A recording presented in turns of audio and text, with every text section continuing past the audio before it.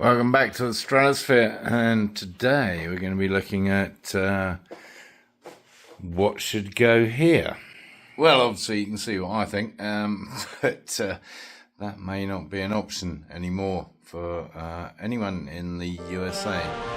What on earth are you talking about? Well, stay tuned. I mean, everything's always an option, right? So, let's take a look at the various options that are open to you as far as what you put in here. Obviously, depending on your engineering skills, you can put pretty much anything you like in there.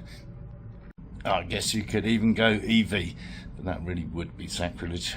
We'll be looking at some of the kind of off-the-shelf options at least, and the various performance spec of those motors, and few other options. Obviously, ideally, this should be a Ferrari V6, not an Alfa Romeo, but it's about as close as you can get, and the traditional choice for many years, decades even. Not necessarily the most sensible choice, but probably the most kind of purest choice available. So, what are the options? Well, I think henceforth there are no options. I think basically the Listobel cars that are coming into the US, at least, will all be fitted with the Lotus Evora stroke Toyota motor, which is obviously a very lovely motor indeed, and more reliable probably than the Alfa Romeo, let's be honest. Let's ask my friend Angelo in Italy, who's currently building his own Listobel Stratos, one of the last kits, for want of a better word, off the production line. What do you think? Rubbish. Well, there you have it. And it was really a very significant point for Angelo. There was a point when he had to make a decision when his turn in the 5-year Listobel waiting list came up. It was dubious, being in the EU, Italy, whether he could actually have a car without having a more modern engine and other things, and he almost gave up his place in the queue. Thankfully he didn't, and it's very exciting because he's going to take delivery of his car very soon. But that's how strongly he felt about having at least an Italian motor in what is essentially an Italian car, even if the whole thing's built in Britain. Hey, Angelo? And I kind of don't disagree, you know, in terms of keeping it as authentic as possible without a budget of another God knows how much for a Ferrari Dino motor, right? It's about as good as you can get.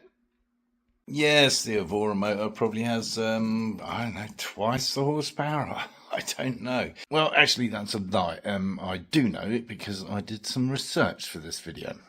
You'll be glad to know. So let's run through the spec of the basic options you've got and see what you think. Be interested to know, actually, which you would choose in the comments down below.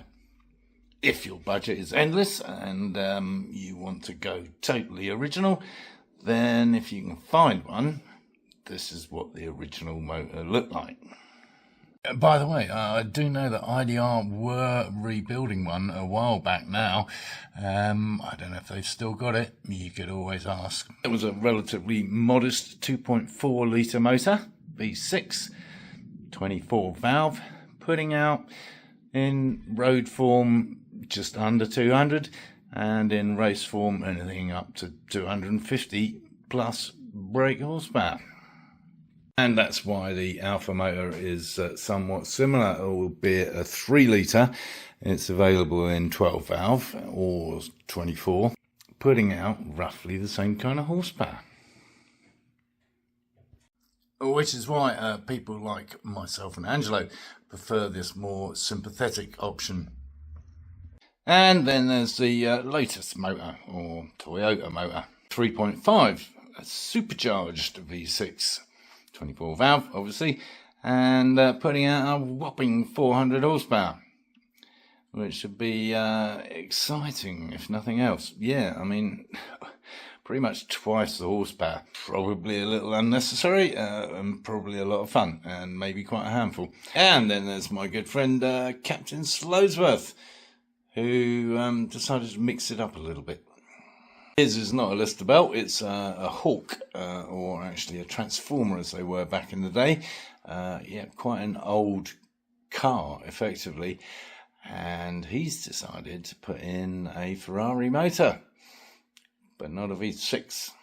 Yes, our mutual friend Michael Carpenter, IDR, who of course basically completed the build on my car, just happened to have a Ferrari 308 motor kicking around, V8.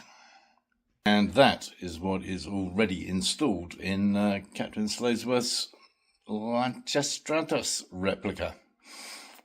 What a lucky boy. And again, out on a limb, which I seriously considered, honestly, is the Maserati V6.